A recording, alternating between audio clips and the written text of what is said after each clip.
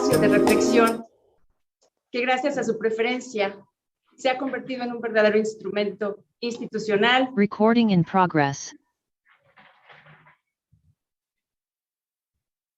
Para fomentar el estudio y la difusión del derecho agrario, así como su vinculación con otras disciplinas jurídicas y temas de interés en la materia.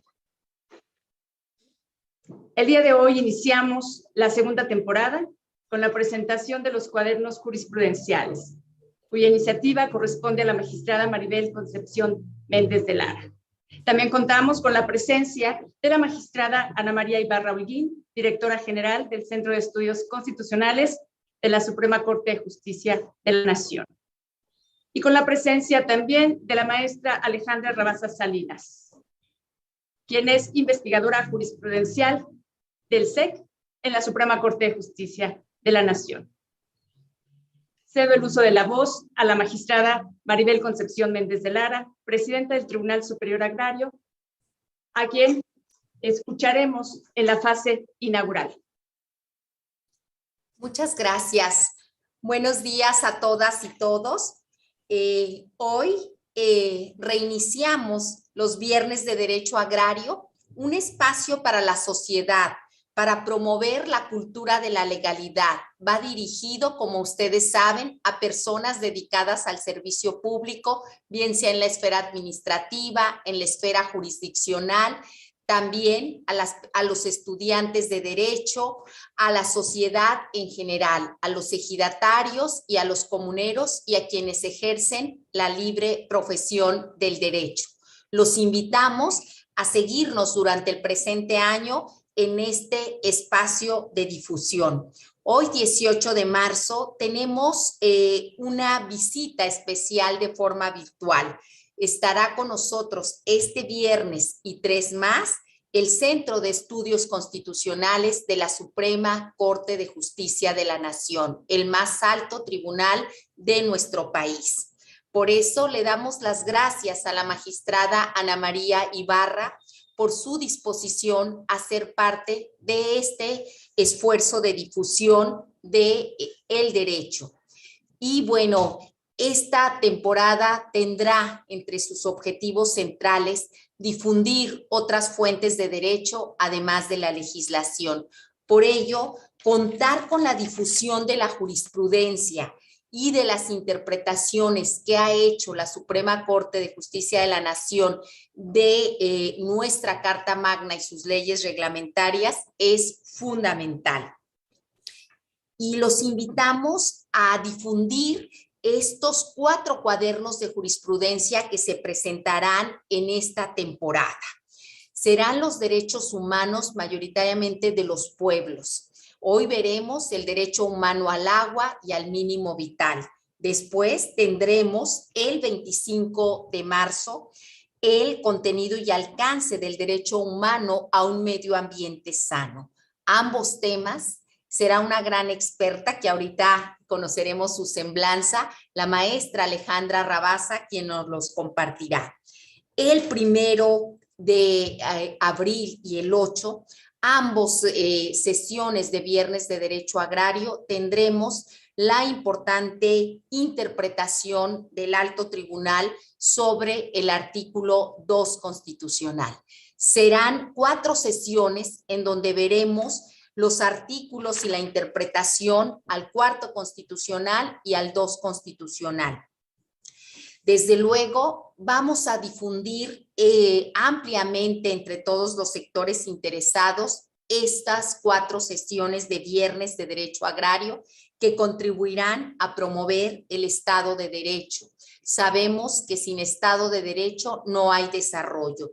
También con Estado de Derecho se contribuye a combatir las desigualdades. Y como ha dicho el presidente de la Suprema Corte de Justicia de la Nación, todos los derechos, todas las personas. Recordemos que en la justicia agraria, con 56 tribunales agrarios en todo el país y un tribunal superior agrario, atendemos mayoritariamente a personas en situación de vulnerabilidad, por lo que el respeto pleno a sus derechos humanos pues es una obligación del Estado en la cual tenemos empeñada nuestra función.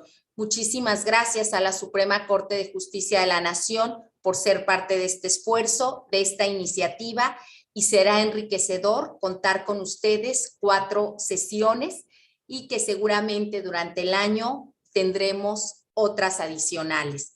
Sin más, pues declaramos inaugurada la temporada relativa a los cuadernos de jurisprudencia publicados por el Centro de Estudios Constitucionales de la Suprema Corte y que reflejan la interpretación del más alto tribunal del país sobre diversos temas vinculados con el derecho agrario. Muchísimas gracias.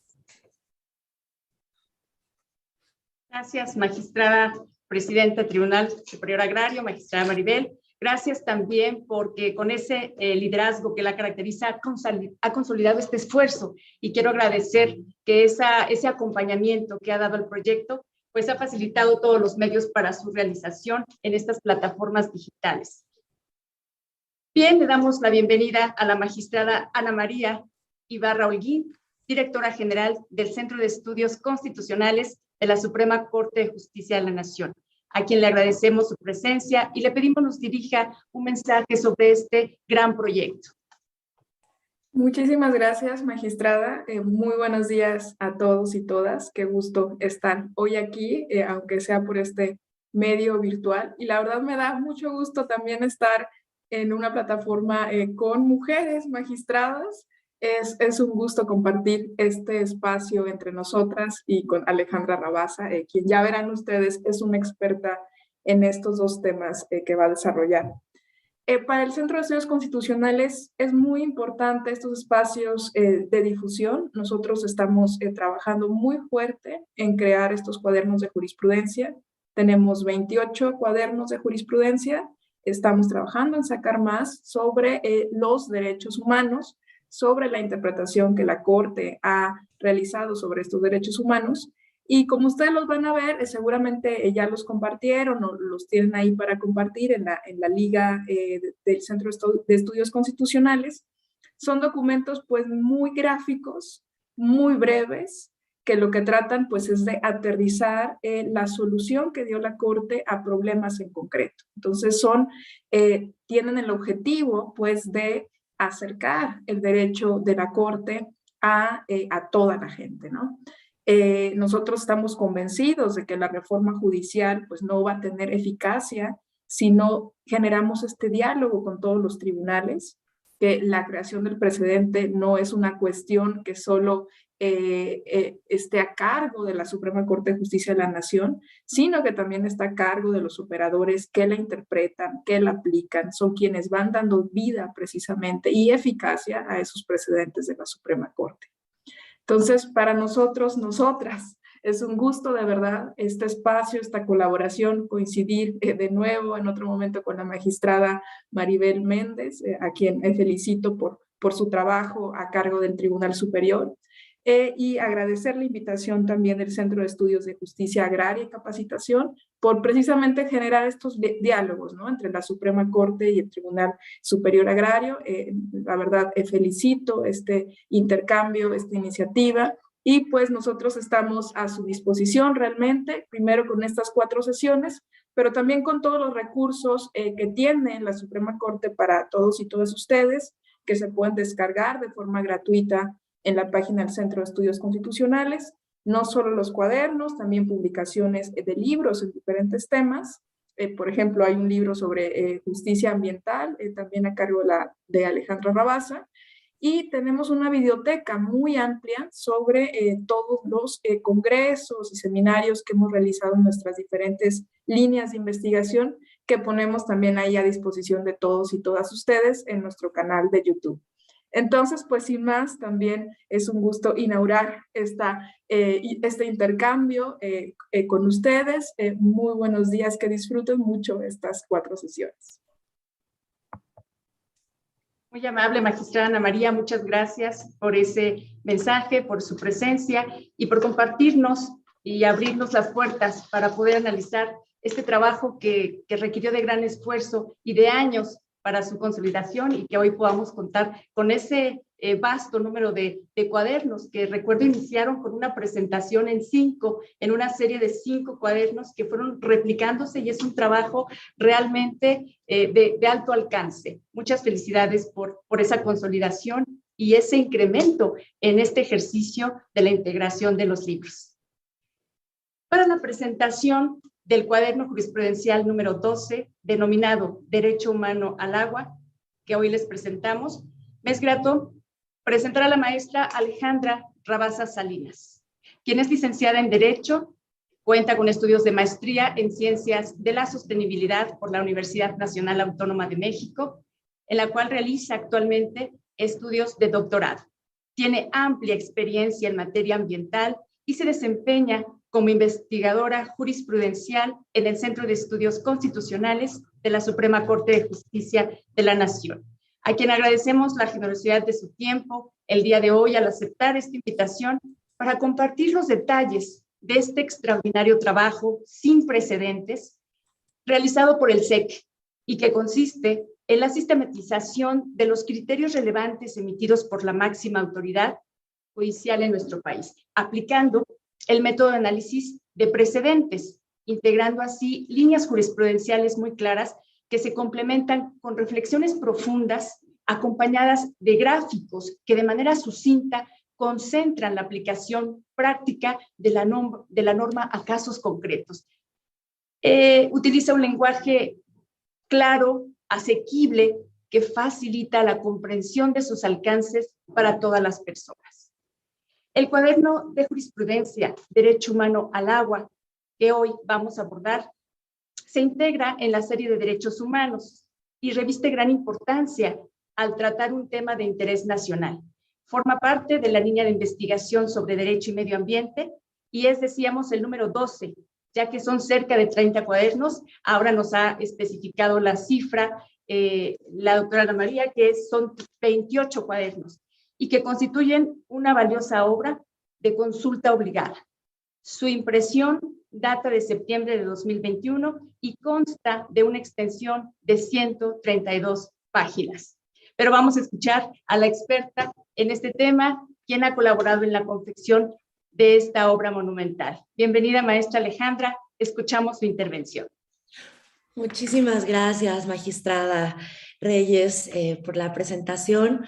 Muchísimas gracias, magistrada presidenta, para mí, y muchísimas gracias también al Centro de Estudios sobre Justicia Agraria. La verdad es que para mí me alegra mucho estar en el Tribunal Superior Agrario. Creo que es, como lo decía la magistrada Ana María Ibarra, es un diálogo que a mí me parece fundamental, sobre todo en el tema del análisis, sobre todo el marco jurídico constitucional, convencional, la aplicación práctica de todas las disposiciones jurídicas que tienen que ver con la conservación, el uso sustentable de los recursos naturales en México, con la justicia ambiental, con el derecho humano al medio ambiente sano, el derecho humano al agua y todos los derechos que dependen de la calidad del medio ambiente y de la calidad y la cantidad del agua en las cuencas. Y me parece que este tema también en el campo de la justicia agraria es absolutamente fundamental. Creo que el trabajo que realizan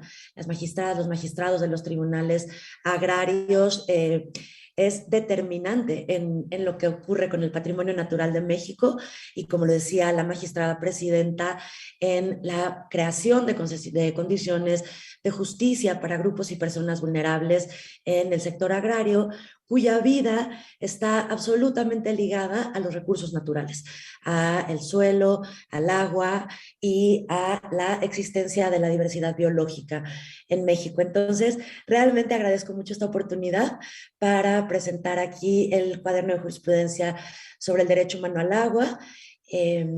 También es un orgullo para mí trabajar en esta iniciativa de la colección de cuadernos de jurisprudencia bajo la dirección de la magistrada Ana María Ibarra. Y bueno, pues yo les voy a compartir algunos de los criterios principales del cuaderno de jurisprudencia, pero por favor, cualquier pregunta, comentario, magistrada Reyes, adelante para que esto sea un diálogo con las personas interesadas y que nos acompañan. Con todo gusto, maestra. Gracias. Voy a compartir mi pantalla. Como lo decía la magistrada Ibarra, pues los cuadernos de jurisprudencia están disponibles en la página del Centro de Estudios Constitucionales, pero yo quiero enseñarles muy rápidamente la estructura de cómo están elaborados. Se dividen en... Cada uno tiene distintos subtemas donde relacionamos cada subtema con los precedentes que conforman esa sección. Por ejemplo, aquí podrán ver que la primera sección del cuaderno sobre el derecho humano al agua abarca los criterios de la Suprema Corte de Justicia sobre el contenido, alcance y ámbito de protección de este derecho, y entonces se divide también en dos grandes rubros, que es la interpretación constitucional de todos los criterios que enmarcan la interpretación en casos concretos, que básicamente, como lo vamos a ver ahora, sigue la Suprema Corte de Justicia la observación general número 15 del Comité de Derechos Económicos, Sociales y Culturales de las Naciones Unidas, que interpretó cómo debe entenderse el ámbito de aplicación, el ámbito de protección del derecho humano al agua en relación con dos derechos protegidos por el Pacto Internacional de Derechos Económicos, Sociales y Culturales en los artículos 11.1 y 12.1, que son el derecho a una calidad de vida digna y adecuada, que incluye, como lo dice el pacto, el derecho a la alimentación, el derecho a la mejora continua de las condiciones de vida y el derecho a tener acceso a los niveles más altos posibles de salud física y mental. El derecho humano al agua como tal no existe en el Pacto de Derechos Económicos, Sociales y Culturales, pero el Comité DESC lo interpretó en esta observación general diciendo es que estos derechos en particular, el derecho a una calidad de vida digna, el derecho a la salud, no pueden cumplirse, no hay ninguna posibilidad de que las personas tengan acceso a una calidad de vida digna y a la salud si no tienen acceso al agua. Entonces existe un derecho humano al agua y al saneamiento. Y de ahí la Suprema Corte de Justicia ha ido construyendo la evolución de esta línea jurisprudencial que ahorita veremos, ya tiene unos precedentes bastante consistentes y se relaciona con otras líneas jurisprudenciales de la Suprema Corte de Justicia como la del derecho humano a un medio ambiente sano, porque, y esto me interesa mucho decirlo desde el principio, hay yo creo que una falsa discusión en muchos sectores alrededor del tema del derecho humano al agua, donde parecería que se limita a la prestación del servicio de agua potable que hacen los municipios y que ahí se agota. Y eso, bueno, sobre todo yo creo que es muy importante en el sector agrario, por ejemplo, cuando hablamos de los derechos de las comunidades agrarias, los ejidos de las comunidades indígenas, pues es una afirmación que no puede hacerse, porque el derecho humano al agua tiene que cubrir el acceso al agua para todas las personas, tengan o no acceso al agua potable a través de las redes municipales, en zonas rurales, en zonas remotas, donde hay sistemas comunitarios de acceso al agua, por ejemplo. No podríamos sostener que este derecho solo puede cumplirse a través de la infraestructura pública. Y eso tiene implicaciones, desde mi punto de vista, muy importantes en el campo de la justicia agraria, porque el derecho humano al agua abarca también todas las acciones necesarias para preservar la calidad y la cantidad del agua en las cuencas, para preservar la calidad del agua al acceso de las personas en el medio rural y de los recursos naturales. Entonces, bueno, este cuaderno, como podrán ustedes consultar, se divide en varias secciones, ahorita vamos a ver cuáles. La estructura en la que abordamos nosotros los casos contiene, bueno, primero está el precedente que se estudia en cada caso, y si ustedes le dan clic en la versión electrónica, obviamente también los tenemos en versión impresa, a esta parte donde aparece el número del caso y la fecha, los llevará a la página de la Suprema Corte de Justicia de la Nación, donde está la sentencia, donde ustedes pueden consultar la sentencia directamente en su versión pública. Después van a encontrar que tenemos también señalados precedentes similares, precedentes donde la Suprema Corte de Justicia ha abordado criterios similares, ha justificado la decisión jurisprudencial en las mismas razones, y aquí podemos ir viendo entonces la consolidación de la línea jurisprudencial y de los precedentes, darle seguimiento. Y también después encontrarán los hechos del caso que tratamos de presentar en un lenguaje accesible para todas las personas, que no tengan que leer solo abogados, sino que cualquier persona interesada, sobre todo para mí, este es un ejercicio muy importante para hacer accesible el derecho de los jueces, el derecho de la Suprema Corte de Justicia a las personas que muchas veces son las que más lo necesitan y no tienen acceso a conocimientos jurídicos, y no por ello deberían quedar excluidos de conocer los precedentes que pueden utilizarse como herramientas puntuales de acceso a la justicia. Entonces, bueno, aquí presentamos los hechos de cada caso y después formulamos preguntas que no necesariamente coinciden con las preguntas en la sentencia que se hizo la Corte, pero sí tienen que ver con el criterio principal que queremos destacar en este estudio de caso. ¿Cuál es el problema jurídico que se planteó en la Corte que contribuye al desarrollo de precedentes sobre el derecho humano al agua? En este caso es, por ejemplo, ¿cuáles son los elementos fundamentales para interpretar el derecho humano al agua en el contexto de todos los instrumentos internacionales que lo reconocen y las disposiciones constitucionales que lo enmarcan? Luego presentamos la respuesta que dio la Corte, el criterio puntual que dio la Corte a esa pregunta, y después explicamos la justificación de ese criterio en la sentencia de la que se trate. Como podrán ver, también pueden encontrar aquí siempre la referencia a la página y al párrafo, donde pueden encontrar la argumentación extensa directo en las sentencias de la Suprema Corte de Justicia. Entonces, bueno, pues esa es la estructura de todos nuestros cuadernos de jurisprudencia. Y ahora voy a abordar ya el tema en particular del derecho humano al agua. Me gustaría dar un poco de contexto. Primero decir que, bueno, la situación del agua en México es bastante crítica en estos momentos en términos de disponibilidad del agua, y por disponibilidad del agua me refiero tanto a la cantidad como a la calidad. Algunos datos de la Comisión Nacional del Agua, por ejemplo, pues dan cuenta de manera bastante gráfica de que la distribución del agua en México es muy desigual en términos físicos, o sea, en términos de disponibilidad del agua en las cuencas. Como podrán ver aquí, por ejemplo, pues la mayor parte de los recursos hídricos en las cuencas en México se encuentran en el sureste mexicano, o en el sur, y en la parte centro y norte del país, sobre todo en el norte, en muchos lugares como la Sierra Tarahumara, por ejemplo, hay problemas de sequía y de escasez de agua bastante graves, porque la distribución del agua renovable no ocurre en el país, y eso pues es una cuestión física, ecosistémica. No ocurre de manera compatible, por decirlo de alguna forma, con la generación de actividades productivas. Entonces, la distribución del agua en las cuencas pues tiene o sea, es uno de los componentes fundamentales que hay que pensar desde mi punto de vista cuando se adjudican casos relacionados con el acceso al agua desde un enfoque de derechos humanos. ¿Por qué? Porque nuevamente no podemos pensar que el agua a la que se refiere este derecho es únicamente la que se asigna a los municipios para prestarse a través del servicio de agua potable. Entonces, la conservación del agua en las cuencas en términos de su calidad y cantidad, pues se vuelve un requisito que determina completamente las posibilidades de acceso al agua en México.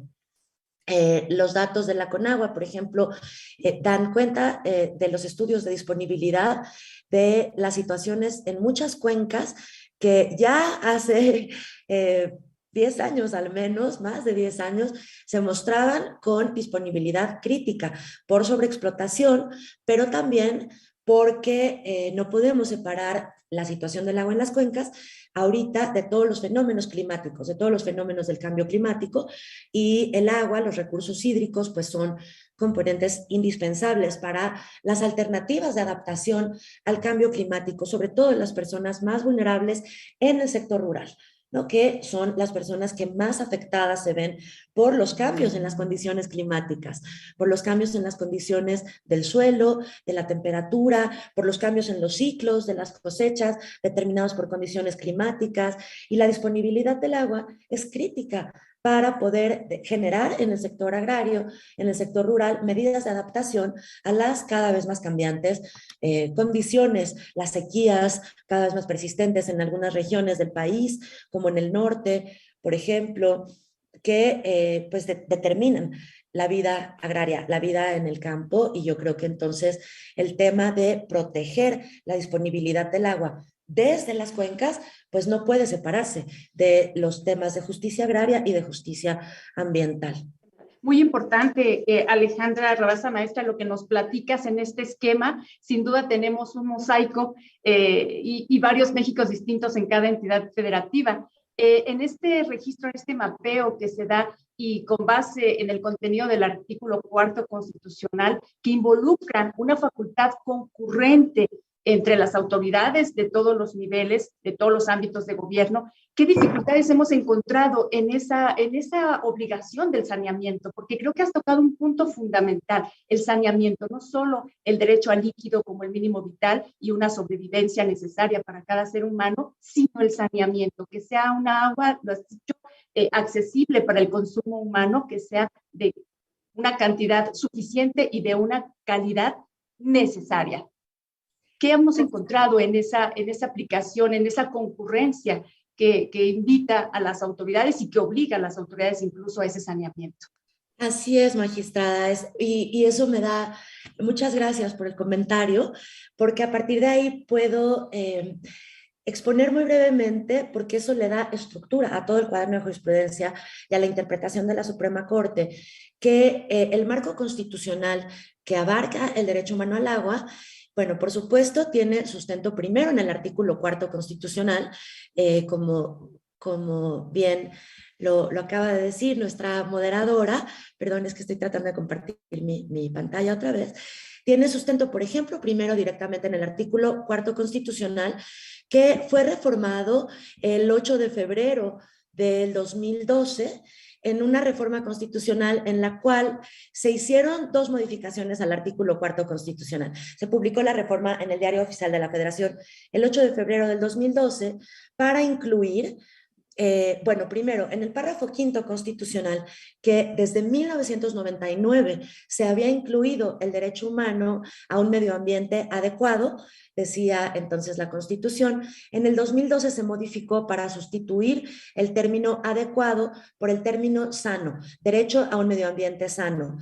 Y también en esa reforma constitucional se incluyó al artículo 4 la responsabilidad por daño ambiental, tema fundamental también a tratar en términos de el uso de los recursos naturales en México. La responsabilidad por daño ambiental quedó expresada en el artículo 4, párrafo quinto constitucional, diciendo quien genere daño o deterioro ambiental deberá repararlo.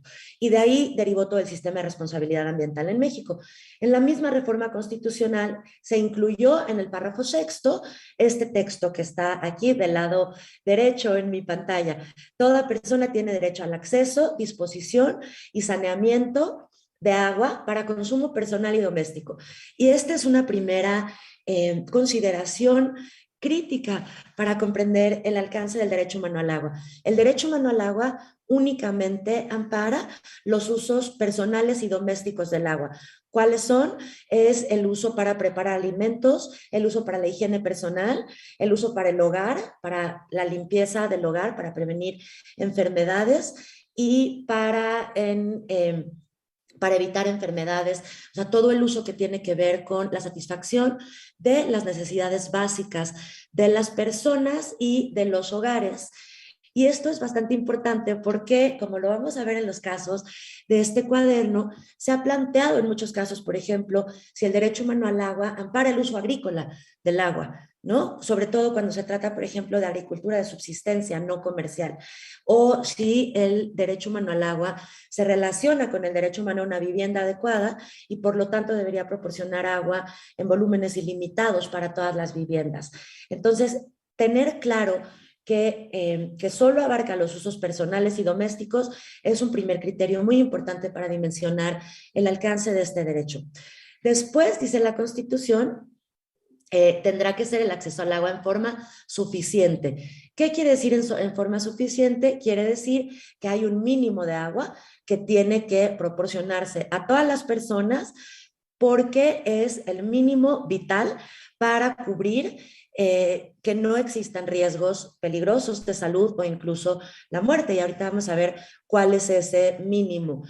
Salubre quiere decir que el agua, y salubre y aceptable se juntan, quiere decir que el consumo de agua tiene que ser seguro para la salud humana, que no puede, por ejemplo, el agua contaminada, el agua que no cumple los parámetros de las normas oficiales mexicanas sobre salud y medio ambiente, como agua segura para el consumo humano y el consumo en los hogares, no cumple con el estándar constitucional del derecho humano al agua. Y ahí, otra vez, podemos hablar del agua que se presta a través de las redes municipales, del servicio público de agua potable, pero también del agua en las cuencas, el agua en los ríos, el agua en los lagos, en las lagunas.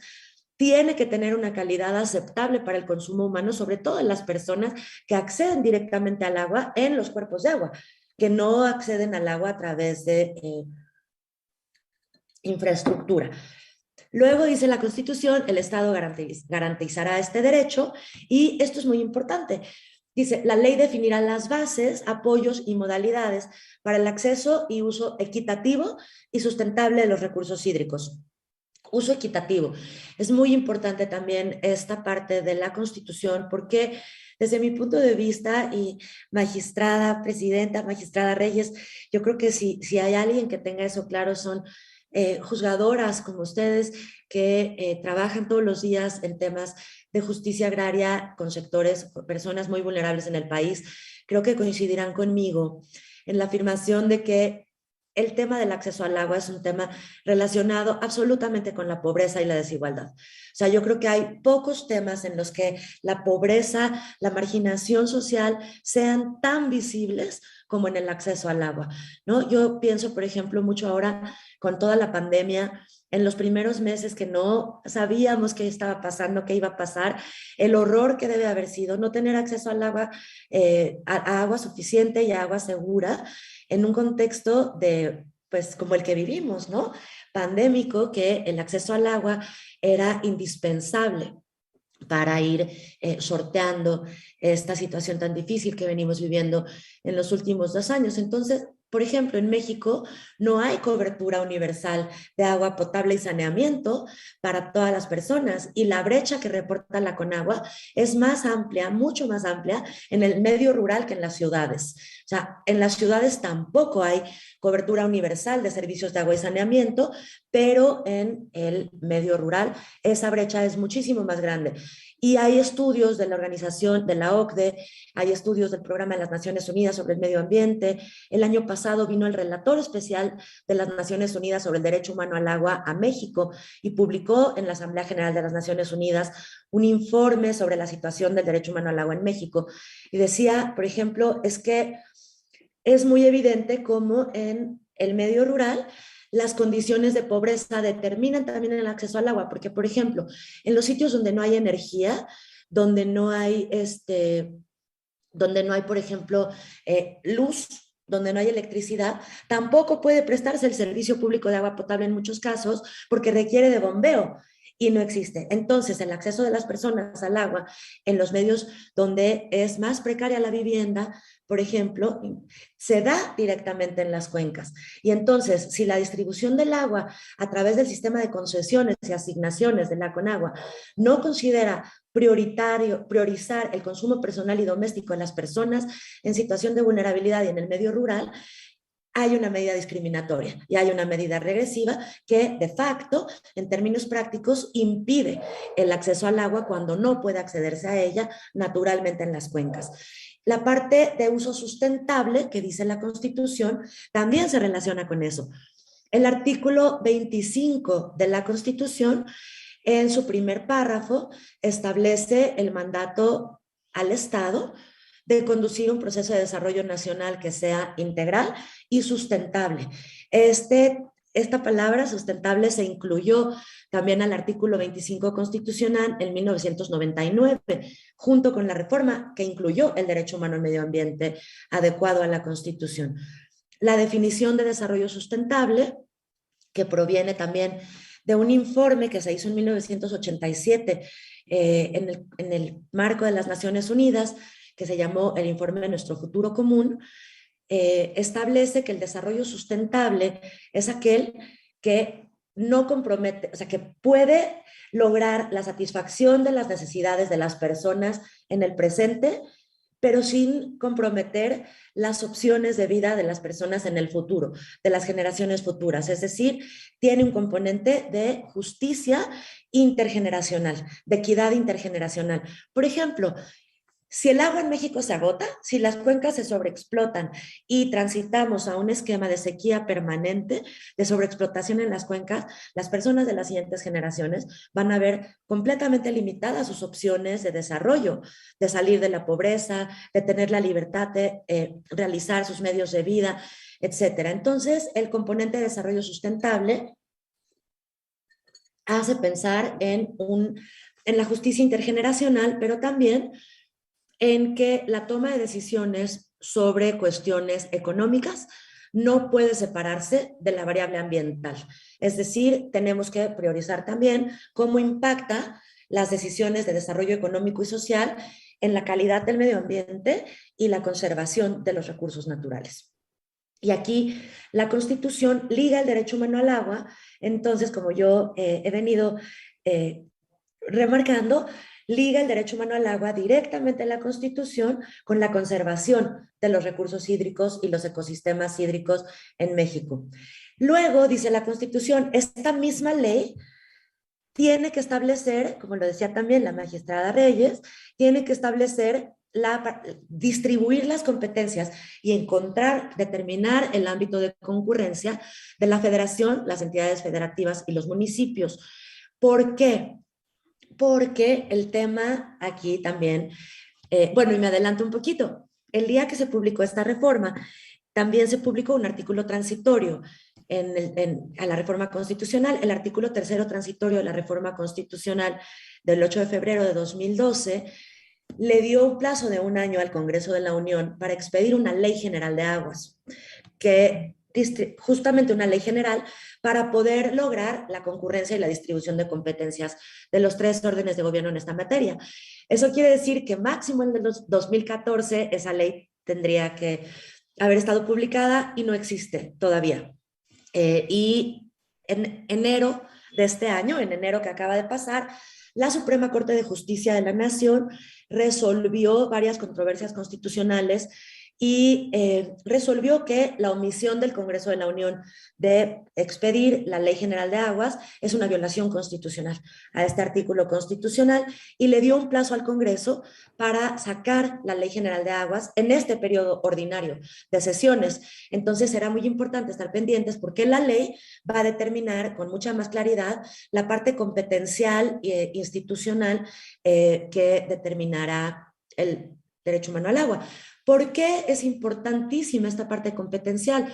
Bueno, porque como ustedes también, me parece que los tribunales agrarios son los mayores expertos en la interpretación del artículo 27 constitucional, que la jurisprudencia más importante sobre el artículo 27 constitucional proviene de la justicia agraria, en mi punto de vista.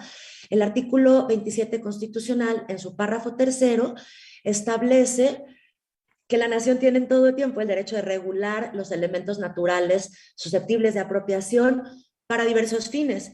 Y dice el propio texto constitucional, uno de esos fines es cuidar de su conservación. Luego, el mismo texto constitucional, el artículo 27, dice más abajo, se adoptarán adecuadas provisiones, reservas, usos y destinos de las tierras, aguas y bosques, entre otros fines, para preservar el equilibrio ecológico. Y en el mismo artículo se regula todo lo que tiene que ver con las aguas nacionales como bienes del dominio público de la Federación. Entonces, la Ley de Aguas Nacionales es una ley federal porque le corresponde a la Federación la gestión del agua en cuanto, por ejemplo, a su distribución a través de concesiones para los distintos usos en los que se necesita el agua, donde, por cierto, me parece, no estoy segura de tener las cifras más actualizadas, pero me parece que el uso agrícola del agua es el 75% más o menos de los usos del agua en México, ¿no? Entonces, todo esto ocurre en el nivel federal. La federación es la que regula toda la parte también de calidad del agua en cuanto a las descargas de aguas residuales a los cuerpos nacionales. Pero en el tema del derecho humano al agua, no olvidemos que el artículo 115 constitucional asigna a los municipios la prestación del servicio de agua potable y de saneamiento, lo que hacen a través de las asignaciones de agua que da la Comisión Nacional del Agua con fundamento en la Ley de Aguas Nacionales. Entonces, para el tema del derecho humano al agua, la articulación de las atribuciones federales para distribuir el agua en el territorio nacional y hacer una prelación justa de usos del agua y una distribución justa y equitativa de los usos del agua, no solo en términos territoriales, sino también una distribución justa en términos de los usos que se priorizan. Por ejemplo, en lugares donde las personas no tienen acceso al agua para usos personales y domésticos, la jurisprudencia constitucional y los tratados internacionales sobre derechos humanos, como los que están aquí, apuntarían a que debería priorizarse el uso del agua para el derecho humano sobre otros usos, por ejemplo, mineros, industriales, para generación de energía, como el fracking, etc. Y luego también esta ley general que pues, si se toma en serio la sentencia de la Suprema Corte de Justicia de la Nación, el Congreso tendrá que expedir en los próximos meses, pues se vendrá también a enmarcar en todo un sistema de leyes en México, donde la interpretación constitucional del derecho humano al agua se enmarca también en muchas otras leyes. Yo mencionaba la Ley de Aguas Nacionales, pero está también la Ley General del Equilibrio Ecológico y la Protección al Ambiente, por ejemplo, que regula toda la parte de las evaluaciones de impacto ambiental de obras y actividades que puedan afectar el derecho al agua, presas, trasvases de agua, todas las obras de infraestructura pública que impactan en la distribución del agua, etcétera. Por supuesto, la ley agraria es fundamental para determinar el destino y los usos del agua en México y, por lo tanto, el acceso al agua, la Ley General de Cambio Climático, etcétera. Entonces, ya me voy a saltar esta parte. Muchísima información muy valiosa, maestra Alejandra. Permíteme interrumpirte, has Por tocado favor, temas fundamentales. fundamentales. De verdad que es muy rica y vasta la experiencia y bueno, los planteamientos tan relevantes que nos has hecho en unos breves minutos. Realmente la acotación de la parte constitucional que protege este derecho humano al agua se vincula, como bien nos lo has señalado, se encadena una serie de derechos partiendo del derecho a la vida, el bien jurídicamente tutelado más alto en nuestra Carta Magna, ¿no? Porque se requiere de que se proporcione agua saludable, agua salubre para el consumo humano.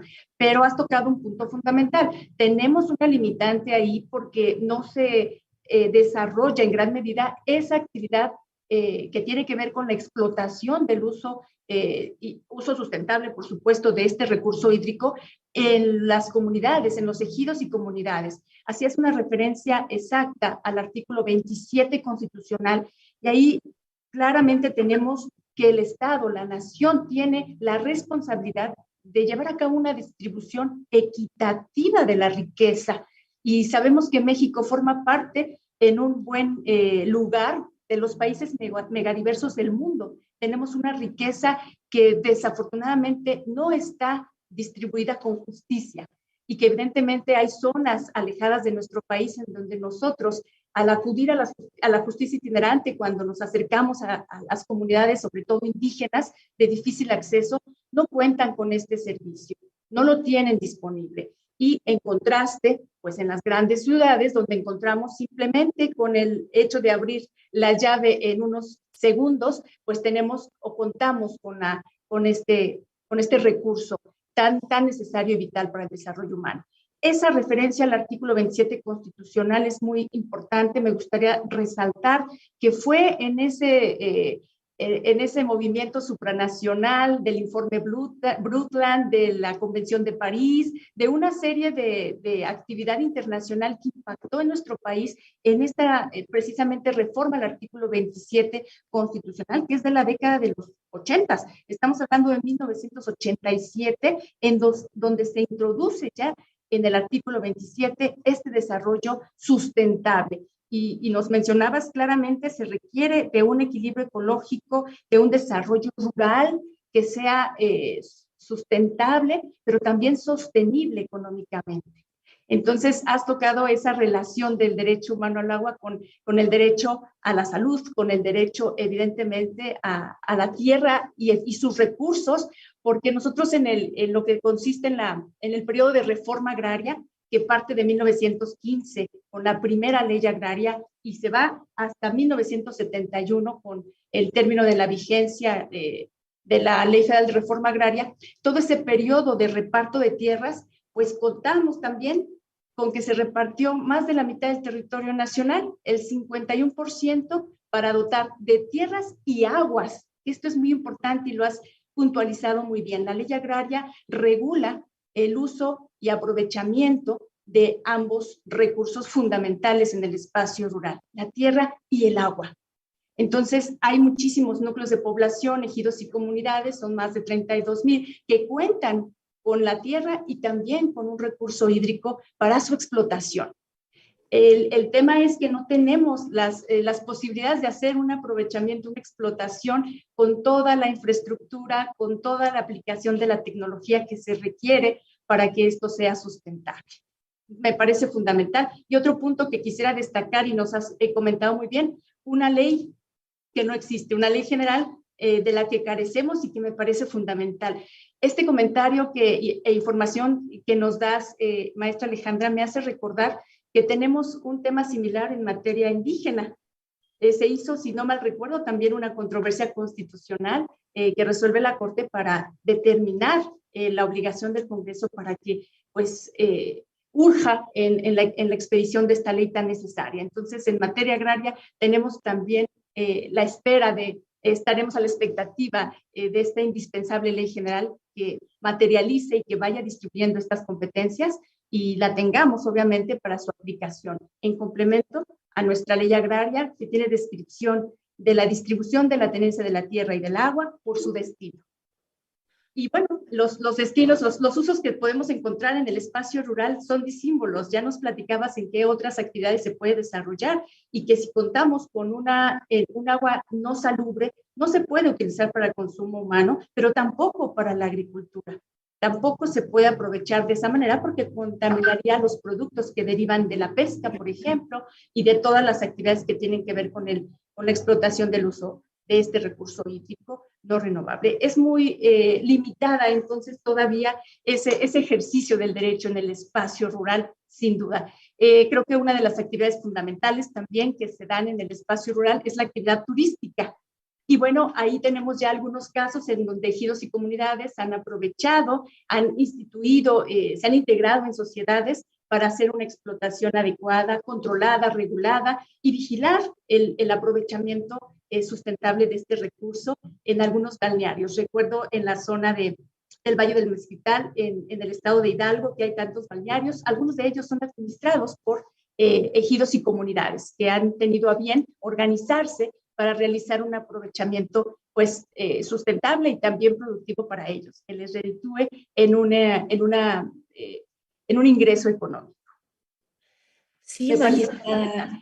No, muchísimas gracias. Yo creo que son comentarios bastante pertinentes e importantes porque, por ejemplo, en esto del ecoturismo, etcétera, yo trabajo mucho en la selva lacandona, donde hay muchas iniciativas también de ecoturismo que realizan las comunidades que habitan en la selva lacandona, en Marqués de Comillas, en municipios bastante remotos, pero toda la actividad turística, que son sus medios de subsistencia, dependen de la conservación de la selva. O sea, si no existiera la selva lacandona, todos estos medios de vida, que es el turismo de la gente que quiere conocer la selva lacandona, pues no existiría. Entonces ahí está muy claro el vínculo entre la conservación y los medios de vida de los ejidos, las comunidades.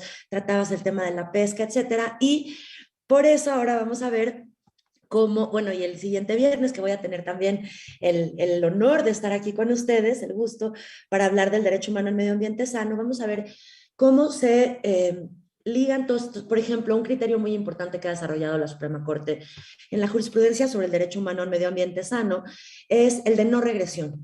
O sea, ha dicho la Corte, el principio de progresividad de los derechos humanos, que está en el artículo 4 constitucional, bueno, implica por una parte progresar siempre más hacia el ejercicio de, como lo decía también la magistrada presidenta en su inauguración de este evento hoy, decía, pues como lo dice el ministro Saldívar, todos los derechos para todas las personas, hay un deber de progresividad en el artículo 1 constitucional y la Suprema Corte ha interpretado en materia ambiental y se aplica el derecho humano al agua, totalmente, porque así lo ha dicho la Corte. Esa obligación de progresividad se traduce también en una prohibición de regresión.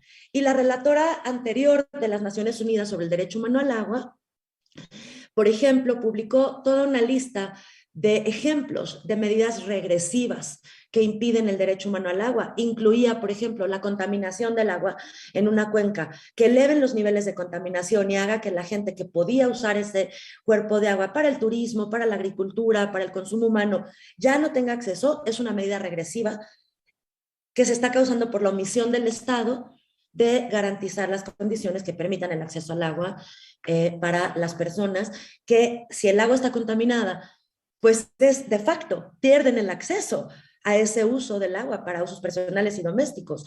O, por ejemplo, si se priorizan concesiones de agua para usos distintos de los que necesitan las comunidades agrarias y los ejidos que están relacionados con sus medios de vida, la relatora dijo, hay una medida regresiva en este derecho, porque este derecho a donde nos debería de llevar es al acceso universal de agua y saneamiento en el campo y en las ciudades, en el medio rural y en las ciudades. Entonces, temas fundamentales. Voy a tratar, ya me voy a ir un poquito más rápido para poder cubrir algunos de los criterios personales, principales de la Suprema Corte en este cuaderno de jurisprudencia. Voy a, bueno, como ustedes podrán ver aquí en esta es también, lo comentaban las magistradas al principio, los cuadernos de jurisprudencia del Centro de Estudios Constitucionales tienen también índices gráficos. Este es un ejemplo. El cuaderno del derecho humano al agua se divide en este índice gráfico. Pueden ver todos los temas que abarca nuestro cuaderno, porque no quiere decir que esta sea una clasificación oficial, es un ejercicio académico doctrinario que hacemos nosotros. El primer tema que abarca este cuaderno es la interpretación constitucional sobre el contenido y alcance y ámbito de protección del derecho humano al agua. A su vez, el cuaderno, eso se divide en dos temas: los criterios generales de la Corte que delimitan el alcance de este derecho para la interpretación constitucional y el derecho humano al agua y el mínimo vital. Después, hay toda una serie de criterios de jurisprudencia que abordan el uso equitativo y sustentable de los recursos hídricos. ¿Qué quiere decir ese texto constitucional en la práctica? Abordamos también la relación del derecho al agua con otros derechos humanos, como el derecho a un medio ambiente sano, a la salud, a la alimentación nutritiva, a la vivienda digna.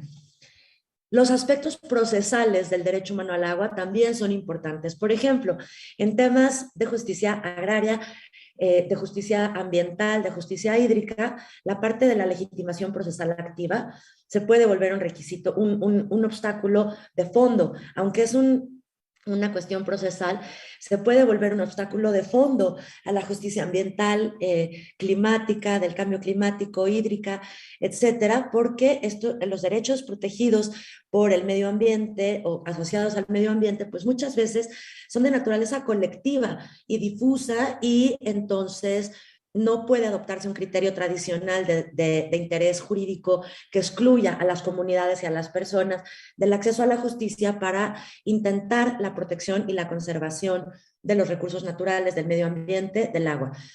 También abordamos, como lo comentaba la magistrada Reyes, ahorita el tema fundamental de la distribución de competencias para legislar en materia de agua, y luego hay una serie de criterios de precedentes que se enfocan en todas las disputas que hay con las autoridades que prestan el servicio de agua potable, ¿no? Que en México hay una gama grande de alternativas, hay organismos municipales, organismos intermunicipales, organismos híbridos, donde participa el sector público y el privado, y entonces ahí pues surgen muchas controversias sobre la responsabilidad de los agentes privados cuando están prestando el servicio público de agua en términos de su rol de facto como autoridades. Entonces, estos son los temas. Es importante decir que nosotros, pues en realidad solo estamos reportando la jurisprudencia de la Suprema Corte. Entonces, por ejemplo, en otras presentaciones de este cuaderno me han preguntado por qué no se tratan criterios donde específicamente la Corte desarrolla el derecho a la salud y el derecho al agua. Y la respuesta es porque no encontramos casos que se hayan sometido a la consideración de la Corte donde se aborden esa tensión de derechos en particular. Y lo que hacemos aquí pues es dar cuenta de los casos que ha resuelto la Suprema Corte. Entonces son los temas, no porque los otros temas no sean fundamentales, sino porque no han llegado a la Suprema Corte de Justicia y entonces no existen precedentes. Estos son los que existen. Bueno, también como veremos toda la parte de fondo de la interpretación constitucional sobre el derecho humano al agua, la Corte ha dicho, textualmente en todas sus sentencias ha dicho que la interpretación constitucional del derecho humano al agua sigue la observación general número 15 del Comité de Derechos Económicos, Sociales y Culturales. Y todas las sentencias de la Corte que abordan el tema del contenido, alcance y ámbito de protección del derecho humano al agua refieren a la observación general número 15 del Comité DESC y van diciendo toda la parte considerativa de las sentencias se basa en esto. Los criterios fundamentales para hacer el análisis constitucional sobre si hay o no una violación al derecho humano al agua son, basándose en el Comité DESC, bueno, el agua tiene que estar disponible, tiene que haber un abastecimiento de agua para cada persona continuo y suficiente, continuo.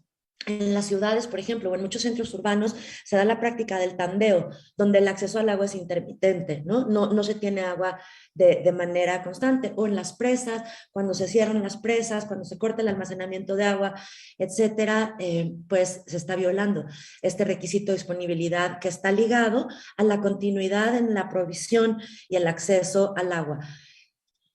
Por ejemplo, si se da una concesión, no sé, para un uso minero y las comunidades pierden el acceso al agua que tenían porque ahora está destinada a otro uso, también puede haber una violación a este derecho en la interpretación de la Corte porque ya el acceso será no continuo y no suficiente. Suficiente, ha dicho la Organización Mundial de la Salud, ha publicado rangos que tienen que ver con el volumen de agua que cumple distintos parámetros de salud. El mínimo vital, el mínimo de agua que ha dicho la Organización Mundial de la Salud para considerar que está protegido el derecho humano al agua, pero en condiciones muy mínimas, es 50 litros por persona por día. De 50 a 100 litros por persona por día, pero lo que está, y en la jurisprudencia de la Corte es muy claro, menos de 50 litros por persona por día hay una violación al derecho humano al agua porque la gente no puede sobrevivir. Las personas no pueden sobrevivir con menos agua al día para la satisfacción de sus necesidades básicas en el hogar y usos personales. Por ejemplo, la mayoría de las leyes de agua de los estados prevén que puede cortarse el suministro de agua potable por falta de pago, ¿no? Por ejemplo. Pero en todos los casos, para proteger este derecho, se le tiene que dar acceso a las personas a través de pipas, carros, tanques, de cualquier alternativa que se les tiene que, aunque no puedan pagar, se les tiene que dar acceso a 50 litros de agua por persona por día, lo ha interpretado. Así, la Suprema Corte, derivado de la interpretación del Comité DESC y de la Organización Mundial de la Salud. La Organización Mundial de la Salud ha dicho que el acceso al agua también depende de la distancia que tenga que recorrer una persona para acceder al agua. Las personas que no tienen acceso al agua en sus hogares, como decía la magistrada Reyes, las personas que no abren la llave del agua en su hogar y sale y tienen acceso, que tienen que caminar, que tienen que trasladarse para acarrear agua, para traerla, pues ven muy limitado también el volumen de agua que al que pueden acceder. La Organización Mundial de la Salud ha dicho, por ejemplo, que si una persona tiene que caminar más de 30 minutos, es muy probable que no pueda acceder al mínimo vital de agua, que son los 50 litros. Es decir, con la distancia se va reduciendo el volumen de agua al que se tiene acceso, simplemente porque no se puede trasladar, ¿no? Es difícil. Entonces, el requisito de disponibilidad tiene que ver, el abastecimiento de agua tiene que ser continuo, suficiente y cubrir todos los usos personales y domésticos, que aquí lo dice la Corte, siguiendo al Comité DESC, comprenden el consumo, saneamiento, lavar la ropa para alimentos, higiene personal y doméstica. La calidad del agua es otro de los requisitos que están en la jurisprudencia constitucional, en todas las sentencias de la Corte sobre el derecho humano al agua. Se dice el requisito de calidad del agua, que es lo que el artículo 4 constitucional refiere como agua salubre, implica que el agua para cada uso personal o doméstico no enferme a las personas, que sea sano consumir el agua. Y la magistrada Reyes tocaba ahorita el tema de lo mismo aplica para el agua en la agricultura, ¿no? Para usos agrícolas. Pero bueno, lo que ampara el uso del derecho humano al agua en cuanto a calidad, lo dice el Comité DESC, tiene 2 parámetros y también así lo ha desarrollado la Corte. Uno es que la calidad del agua cumpla con las normas oficiales mexicanas que expiden tanto la Semarnat como la Secretaría de Salud para determinar si el agua tiene una calidad aceptable para consumo humano. Y también hay un tema ahí muy importante, por ejemplo, una norma mexicana que la Conagua no ha convertido en una norma oficial mexicana, pero es una norma mexicana que contiene los parámetros para preservar el uso ambiental del agua en las cuencas al usuario ambiental, ¿no? Que tiene que ver también con la disponibilidad del agua. Entonces, bueno, los requisitos de disponibilidad y calidad que se refieren en la observación general número 15 abarcan la accesibilidad, la divide el Comité de las Naciones Unidas y la Suprema Corte en esto, lo que yo les comentaba. La accesibilidad física no quiere decir que cada persona tenga que tener agua en su casa, pero sí quiere decir que tiene que haber un acceso razonable al alcance físico de las personas. Tiene que poderse acceder a un suministro de agua suficiente, libre y aceptable en cada hogar, institución educativa o lugar de trabajo o en sus cercanías inmediatas. Como les decía, la Organización Mundial de la Salud ha dicho, por ejemplo, si eso está a más de media hora, se reduce significativamente la posibilidad de que este criterio del derecho humano al agua se cumpla. Y los servicios e instalaciones de agua tienen que ser de calidad suficiente, otra vez, volvemos al tema, agua segura, agua que cumpla con los parámetros de las normas oficiales mexicanas, pero también, ha dicho la Corte, agua que sea aceptable en cuanto, o sea, si la gente ve agua negra, agua que el olor es insoportable, agua que se ve que no es segura, no se está cumpliendo este parámetro. El agua tiene que ser aceptable para las personas. Y tiene que ser culturalmente adecuado, lo que me lleva, por ejemplo, a todos los lugares donde hay sistemas comunitarios del agua, ¿no? Como en Cuetzalan, en Veracruz, en muchos lugares de la Sierra de Puebla, la regulación municipal tendría que respetar los sistemas culturales a través de los cuales se viene dando el acceso comunitario al agua. Y bueno, hay toda una parte también desarrollada en las observaciones, que no solo en la observación general número 15 del derecho humano al agua, sino de vivienda, etcétera, del Comité DESC, donde, bueno, pues hay una distinción en las necesidades de las mujeres y de los hombres que tienen que ver con el agua y el saneamiento. La parte económica, la Constitución dice que el agua, para el derecho humano, debe ser asequible. Eso quiere decir que no tiene que, o sea, el enfoque del derecho humano al agua no implica que el acceso al agua sea gratuito, porque además hay una parte ahí donde la Corte ha reconocido que tener un sistema justo de cobros de agua, etcétera, es indispensable para poder proporcionar el agua, para poder alimentar la parte de los servicios públicos de abastecimiento, etcétera, pero que si los costos y cargos directos e indirectos por el abastecimiento de agua son prohibitivos, es decir, las personas más marginadas, más pobres de la sociedad quedan fuera porque no tienen vivienda o porque no pueden pagar el agua, entonces está violando también el derecho humano al agua en su dimensión de accesibilidad. El Programa de las Naciones Unidas para el Medio Ambiente ha dicho, por ejemplo, que el costo por acceder al agua nunca debería rebasar el 3% del ingreso de las personas. Y aquí otra vez se vuelve un tema de pobreza y de discriminación, porque la relatora anterior de las Naciones Unidas sobre el derecho humano al agua documentó cómo las personas más pobres, más marginadas, más vulnerables, que no tienen vivienda, no pueden vivir sin agua y entonces acaban pagando muchísimo más de lo que pagamos las personas que la tenemos subsidiada en la vivienda, porque tienen que recurrir a especuladores, a vendedores informales, tienen que hacer toda una serie de gastos que no están subsidiados y entonces gran parte de sus ingresos, cuando son las personas que menos cuentan con ellos, se van en lograr tener acceso al agua. Y otros requisitos de la Observación General número 15 y de la jurisprudencia de la Corte desarrollan el tema de no discriminación y de acceso a la información en el derecho humano al agua. Qué importantes comentarios, maestra Alejandra, permíteme interrumpirte. Por favor, Aquí, magistrada. esta parte es fundamental. Vemos una evolución en esta línea jurisprudencial que se va actualizando, se va incorporando en este cuaderno, pero que sin duda va a requerir actualizaciones, porque creo que algo muy útil es la correlación de varios asuntos que se recopilan y no solo tener la consulta de manera aislada de casos que la Corte haya resuelto, sino que nos van vinculando todos aquellos asuntos que se resuelven aplicando criterios.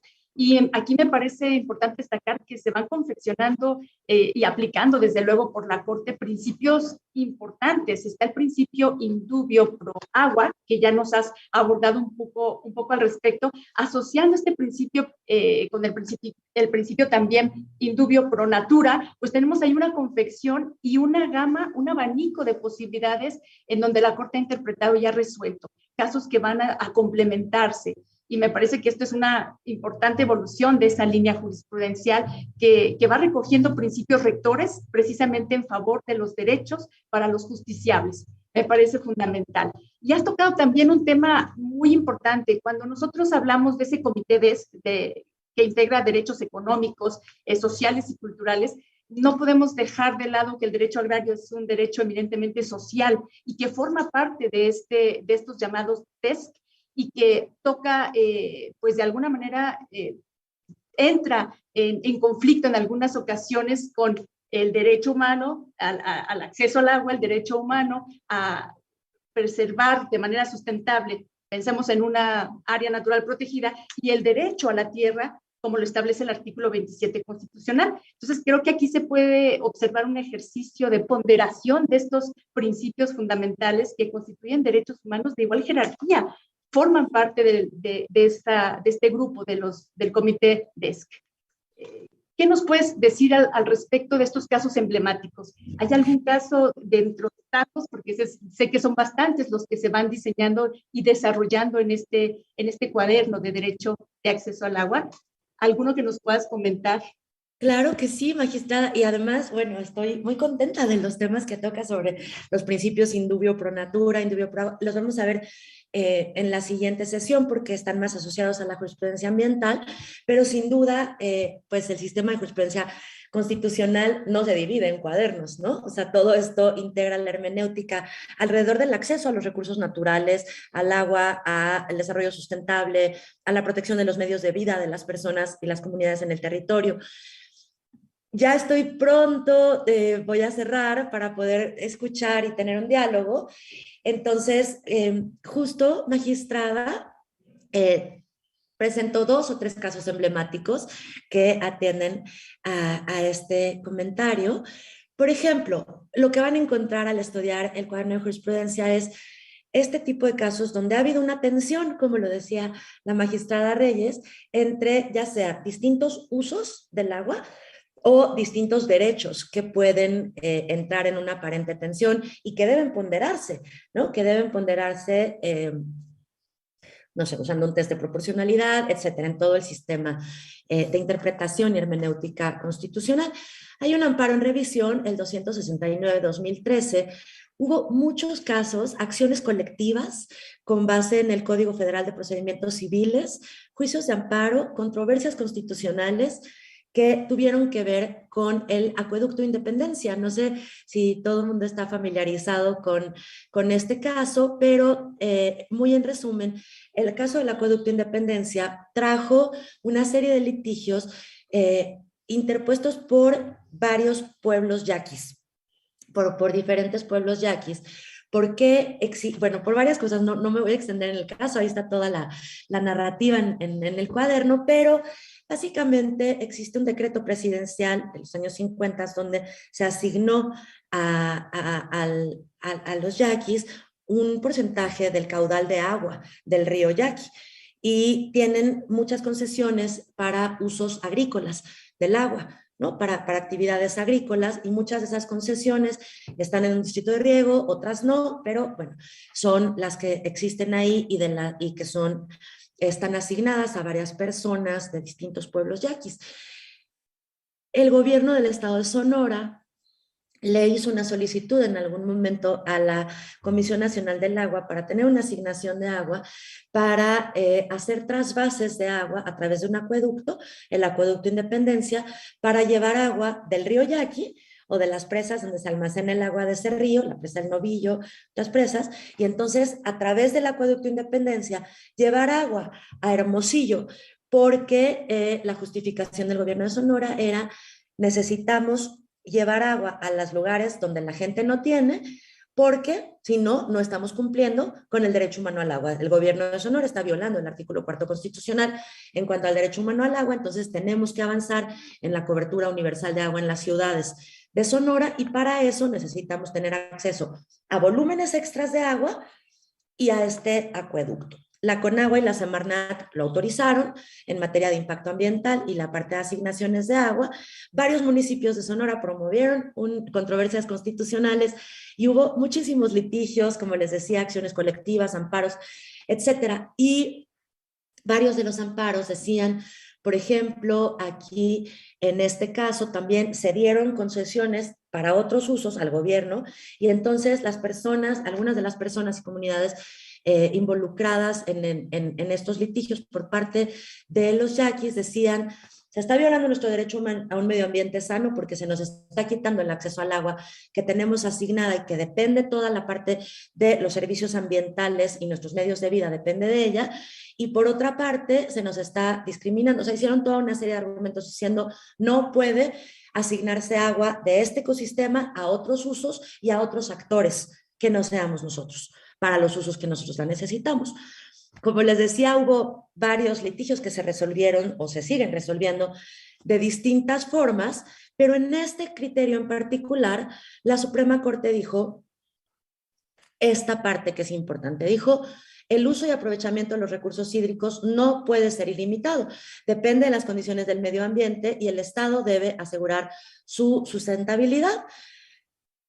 Y tiene que garantizar la prelación de usos del agua para usos personales y domésticos y la prioridad del uso público urbano. Y este es un tema este es un caso que aborda directamente el comentario de la magistrada Reyes tan importante sobre las tensiones de distintos sistemas de justicia o derechos, porque aquí, si se dan cuenta, por ejemplo, la Suprema Corte dijo que el uso personal y doméstico, y lo dijo también en otro caso que está en el cuaderno de jurisprudencia sobre el río Salado, no abarcan el uso agrícola del agua, sobre todo cuando tenga fines comerciales, y no quiere decir que no esté protegido, solo quiere decir que no forma parte del espectro de protección del derecho humano al agua, porque ese derecho solo abarca los usos personales y domésticos. Pero otro criterio muy importante que hizo la Corte aquí y que permea en muchos otros casos y criterios que están en este cuaderno, es que todas las decisiones de autoridad sobre cómo puede distribuirse y asignarse el agua tienen que ver con la disponibilidad del agua en las cuencas, y tienen que estar basadas con la determinación que haga la Comisión Nacional del Agua sobre la disponibilidad del agua en cada sitio en particular. por ahí va toda esta línea jurisprudencial. Yo creo que el tiempo ya que queda sería mejor dedicarlo a un diálogo, pero aquí se podrán dar cuenta, por ejemplo, de que los criterios de la Corte pues también han resuelto varias bueno, primero, se ha desarrollado extensamente toda la parte de la observación general número 15, diciendo que los criterios básicos son accesibilidad, calidad del agua que se asegura para consumo humano en condiciones de asequibilidad económica, no discriminación. También ha desarrollado todo el tema del derecho humano al agua y el mínimo vital, donde, como decíamos, garantiza el acceso de entre 50 a 100 litros por persona por día a través de infraestructura o de acceso directo en las cuencas. Hay una línea jurisprudencial también que se va consolidando sobre el uso equitativo y sustentable de los recursos hídricos. Por ejemplo, aquí vemos un caso donde una empresa, Productos Gatorade, promovió un amparo directo para reclamar que la Comisión Nacional del Agua declaró la caducidad de sus concesiones porque no las utilizaron en 2 años, y entonces la Conagua quería redistribuir esas concesiones para otros usos no industriales en el sitio, y la Corte resolvió aquí nuevamente que el uso del agua no es ilimitado, los volúmenes del agua no son ilimitados, que las concesiones de agua y la distribución del agua deben basarse en el artículo 27 constitucional y la disponibilidad del agua. Vemos también, por ejemplo, que la Corte ha resuelto que el acceso al agua es fundamental para que puedan cumplirse los derechos a una alimentación nutritiva, a la vivienda y al medio ambiente, y desarrolla. Aquí hay un caso muy bonito, el amparo en revisión 641-2017, donde pobladores de Mixquic, del pueblo de Mixquic, promovieron un amparo en revisión contra las autoridades de la Ciudad de México y federales, diciendo: nosotros somos agricultores, los canales de Mixquic están absolutamente contaminados, ya no podemos usar el agua de los canales ni para la agricultura ni para el consumo directo, desaparecieron todos los ecosistemas de los canales de Mixquic, antes esto era un bosque, había especies de flora y de fauna que ya no hay, y no atribuyeron, y dijeron: se está violando nuestro derecho al agua y nuestro derecho a un medio ambiente sano y nuestro derecho a la subsistencia como pueblo agrícola originario. Y lo que dijeron es bastante interesante. En este caso, los invito a consultar esta sentencia, bueno, todas, pero esta en particular a mí me gusta mucho, me parece muy importante porque lo que dijeron aquí es: hay una omisión sistemática de las autoridades federales y estatales porque no han cumplido con sus funciones de monitoreo, de regular las descargas de industrias en el Estado de México y en la Ciudad de México, y por omisión permitieron que los canales de Mixquic se destruyeran. No aplicaron la ley, no hicieron una debida diligencia para prevenir la contaminación y la sobreexplotación, no regularon a los actores industriales en la cuenca, a los municipios, las descargas del sistema de drenaje y de saneamiento, y ya no podemos usar estos canales.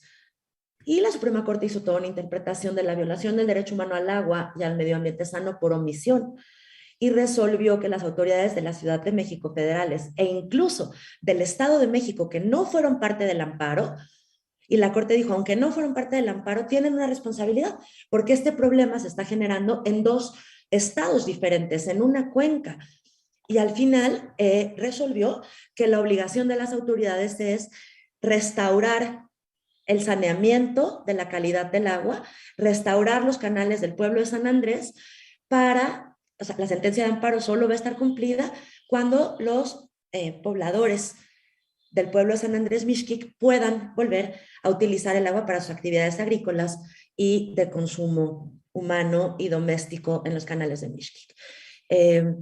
Importantísimos criterios, maestra Alejandra, los que nos has comentado. Es difícil realizar una síntesis porque contienen importantes datos y bueno, sin duda nos sentimos identificados con este tema porque se han abordado muchos casos de conflicto entre límites de tierras y aguas con ejidos y comunidades que han sido resueltos por las magistradas y los magistrados, tanto del Pleno del Tribunal Superior Agrario como de los 56 tribunales unitarios distribuidos al interior de la República Mexicana. A propósito de ello, un comentario del magistrado Delfino Ramos que nos señala que recuerda él un caso en Iguala Guerrero, en el que se ordenó la demolición de una compuerta que obstaculizaba el libre paso de agua a un ejido.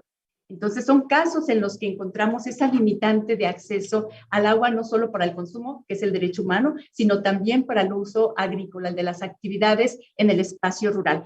Hay muchísimas felicitaciones, maestra Alejandra, sin duda reconociendo tu amplia experiencia y la facilidad con la que nos has expuesto este contenido tan afable, tan amigable del cuaderno de Derecho Humano de Acceso al Agua. Hay saludos de Evelyn Pérez, de la Casa de la Cultura Jurídica de Puebla, de Patricia Norma, estudiante de Derecho de la UNAM, los abogados del futuro y que están en formación precisamente. Qué importante que se interesen por estos temas de derecho social. Eduardo Pérez, desde el TUA 23, aquí en Texcoco, en el Estado de México, que presta servicio social. También tenemos del TUA 52, Víctor Manuel Salas Martínez, del TUA 26 en Culiacán, Sinaloa. Yolanda Quintero también envía saludos y felicitaciones. Araceli Janet, Ana Luisa Nieto desde Guadalajara, en el Tribunal Unitario 16, la magistrada Blanca Estela Zamudio, que nos acompaña desde el TUA 18 en Cuernavaca, Estado de Morelos, Adriana Márquez desde el Tribunal Unitario, Distrito 29, allá en Villahermosa, Tabasco, manda saludos y felicitaciones. Del Distrito también 11 de Guanajuato, Tere Hernández, Mauricio Teres, Fernando Sarmiento, Emma Cristina Sánchez Gutiérrez, Gabriela García Ramírez, Getsemaní Lozano Sánchez, en fin, una serie de felicitaciones y comentarios reconociendo este trabajo tan importante del SEC en la Suprema Corte de Justicia. Hay algunos planteamientos de preguntas que me quisiera permitirme transferirte. Aquí nos pregunta el magistrado Delfino, ¿hay criterios del Poder Judicial Federal en materia agraria? Es decir, en atención a este derecho humano al agua.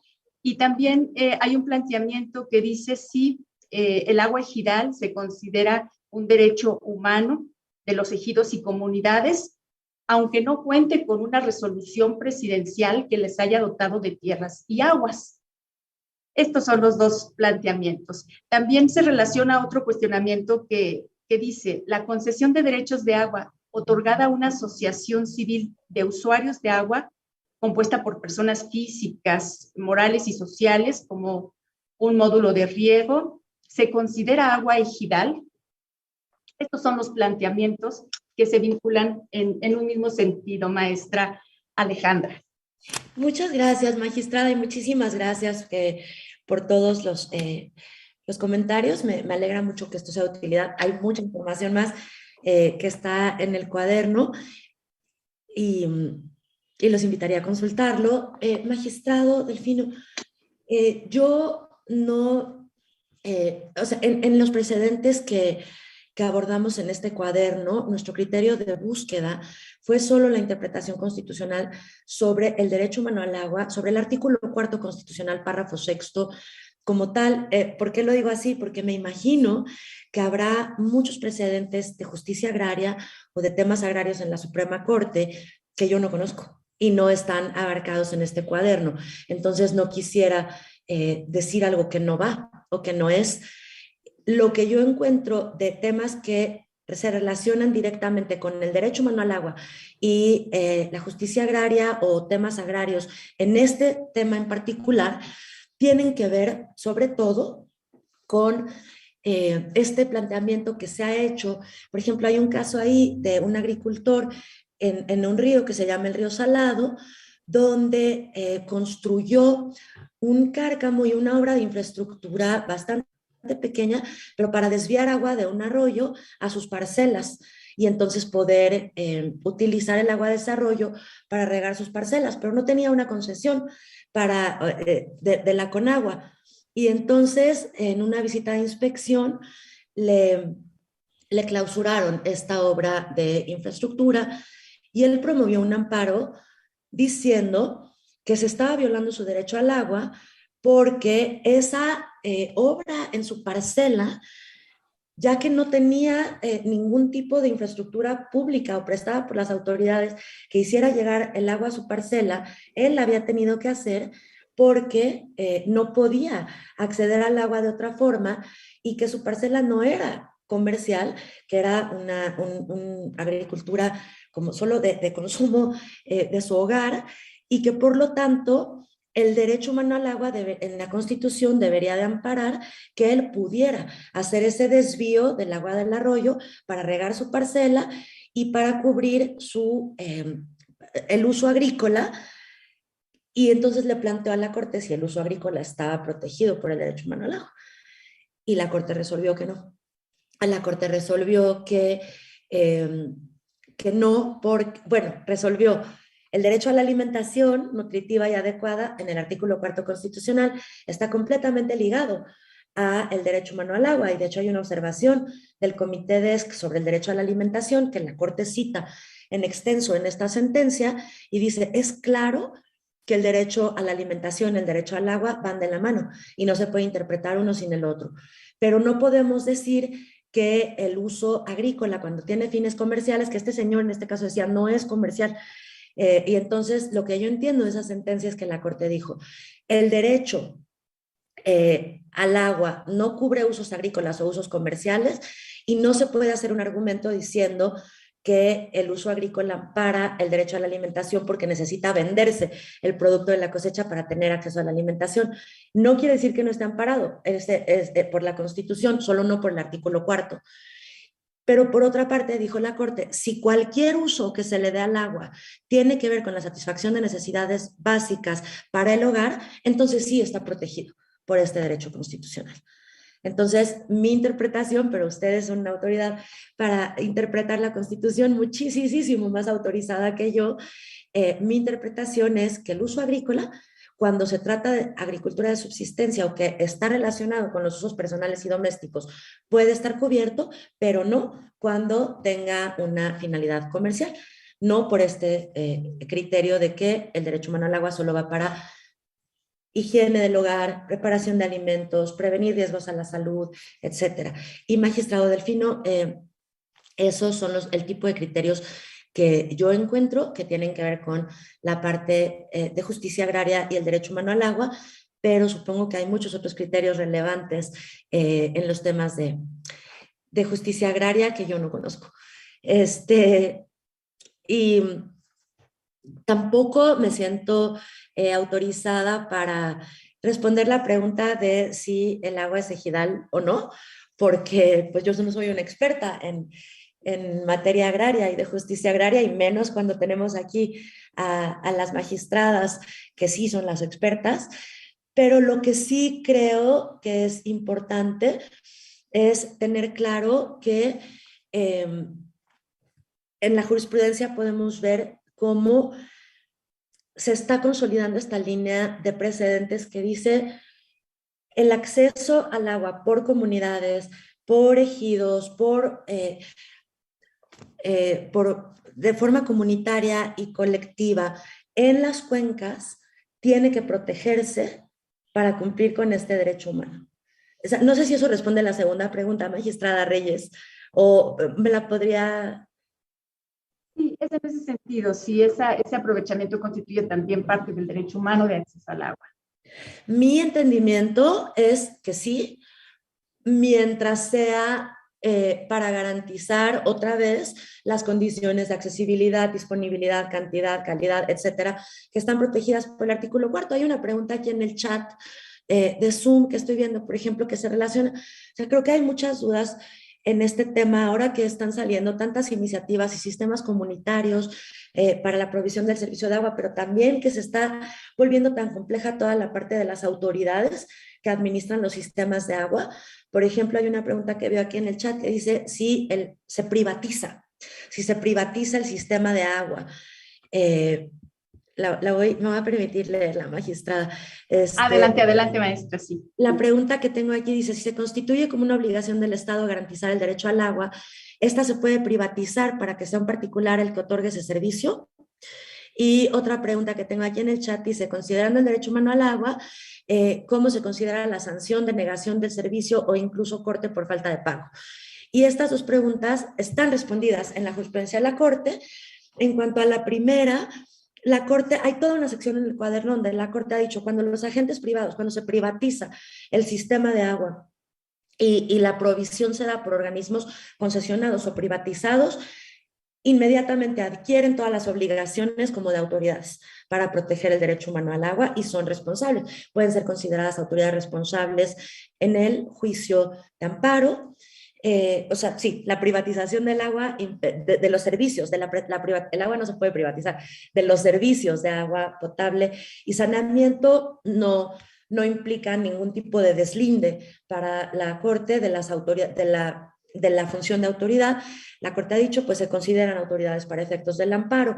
Por otra parte, quiero decir que es muy importante, y lo vamos a ver en la jurisprudencia sobre el derecho humano al medio ambiente sano, que la Suprema Corte ha interpretado sistemáticamente que, aunque la Constitución en el artículo 4 dice que corresponde al Estado garantizar el acceso al agua y a un medio ambiente sano, hay una corresponsabilidad con los agentes privados.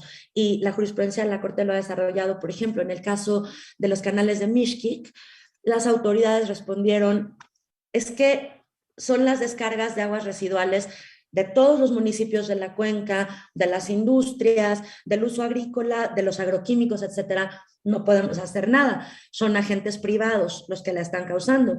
Y la Corte dijo, tú tienes el deber de prevenir la contaminación, de prevenir que los pobladores de Mixquic ya no puedan hacer uso del agua. Entonces, claro, hay una corresponsabilidad de los agentes privados, pero a ti te toca aplicar la ley. O sea, a ti te toca verificar que no se descarguen aguas residuales, que no pasen por las normas de calidad del agua, que se cumplan con los límites máximos para que la distribución del agua no esté acaparada, etcétera. Entonces, hay una corresponsabilidad que se extiende a los agentes privados muy claramente.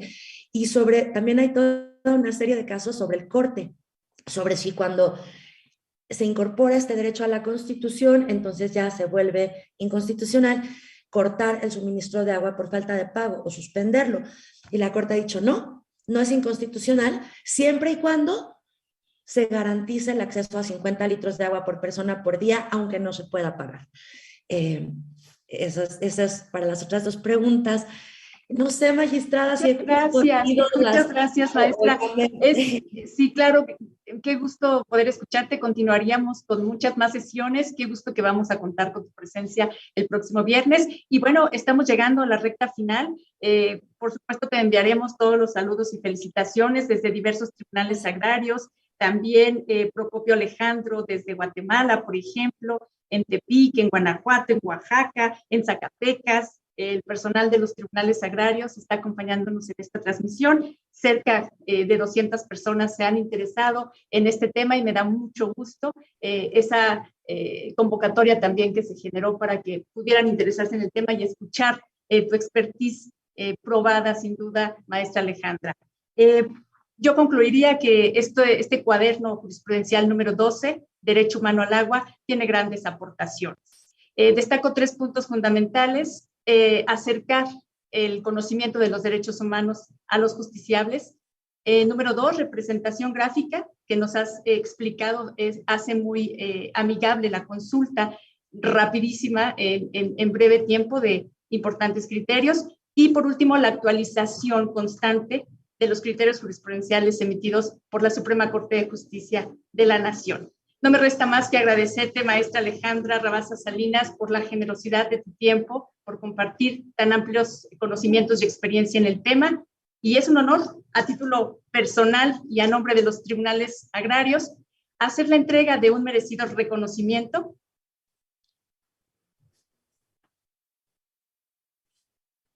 por esta participación el día de hoy en nuestro programa Viernes de Derecho Agrario en su segunda temporada. Muchas gracias, maestra Alejandra, por participar en este espacio con nosotros. Al contrario, magistrada Reyes, ha sido para mí, de verdad, he disfrutado mucho esta conversación contigo. Muchísimas gracias por todos los comentarios. Yo aprendo mucho también sobre el tema de cómo se tiene que dimensionar toda la parte de justicia agraria al hablar de estos temas relacionados con el medio ambiente y el agua. Entonces, la agradecida soy yo.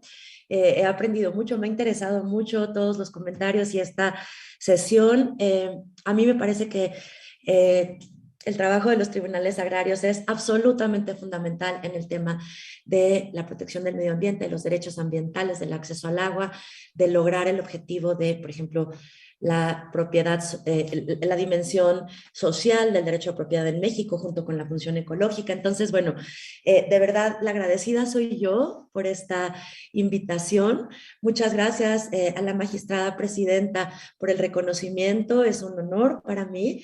Muchas gracias al Centro de Estudios de Justicia Agraria otra vez, como lo dijo la magistrada Ana María Ibarra, pues para nosotros la difusión de estos cuadernos es algo realmente importante y agradezco mucho la oportunidad de hacerlo en este foro. Gracias a todas las personas que han estado aquí. Y pues aquí solo me dio tiempo de hacer algo muy apresurado sobre este cuaderno. En realidad lo que los invitamos es a consultarlos en la página del Centro de Estudios Constitucionales. Y por supuesto, bueno, pues siempre cuenten conmigo para este tipo de espacios con los tribunales agrarios. Es realmente un honor. Muchas gracias, magistrada Erika Reyes. Gracias, maestra Alejandra. Admirable su modestia, sin duda. Despedimos a nuestras invitadas de honor, magistrada Ana María Ibarra Holguín, directora general del Centro de Estudios Constitucionales de la Suprema Corte de Justicia de la Nación, y a nuestra magistrada presidenta del Tribunal Superior Agrario, Maribel Concepción Méndez de Lara. Agradecemos a nuestra audiencia por su tiempo e interés en este programa Viernes de Derecho Agrario en la primera emisión de su segunda temporada. Los invitamos el próximo viernes con la presentación del cuaderno jurisprudencial, contenido y alcance del derecho humano a un medio ambiente sano. Gracias por su atención.